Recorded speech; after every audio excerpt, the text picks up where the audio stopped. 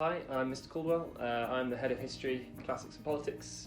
So we have 4 topic areas and they're divided into different percentages of the course.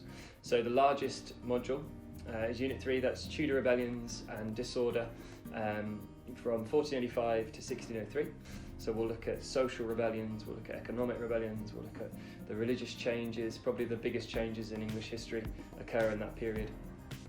We also do a Cold War module, so to really mix up the periods. So we've got Cold War in Europe from 1941 to 1994, and we examine within that period of time everything that takes place that affects these two superpowers that come out of the Second World War, and all the way through to the end of that period and the problems that have come from it since, relations with Russia, the wars in Yugoslavia and Bosnia.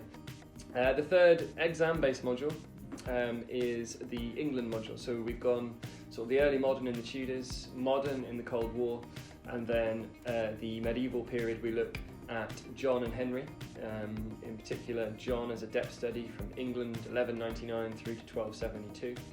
And the fourth and final element is the coursework, and essentially there's a degree of choice involved in this one. So if students have got real interest in a particular area, then we can negotiate that.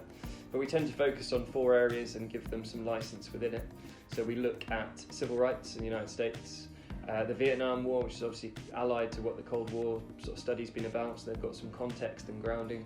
You could do something on the suffrage movement, or if you fancied what we were doing in the Tudor period, then you can look at Henry VIII and his issue with the Anne Boleyn marriage and how that affects his future reign. I am passionate about my subject. It's the bedrock of what we do in the classroom, so everything comes from the history, and I love that it's not in place. I can't lift it from the ground and have it ready made for me. I have to assess it, interpret it, use multiple different materials to come to a decision. Sixth form's different. It's a different approach, and it just means that you've got the ability to go into greater depth than you would down the school. It's much more honed in the skills that they need, and it's about exploring with them. And I think that the beauty of A-level is that you start to see those historians coming through.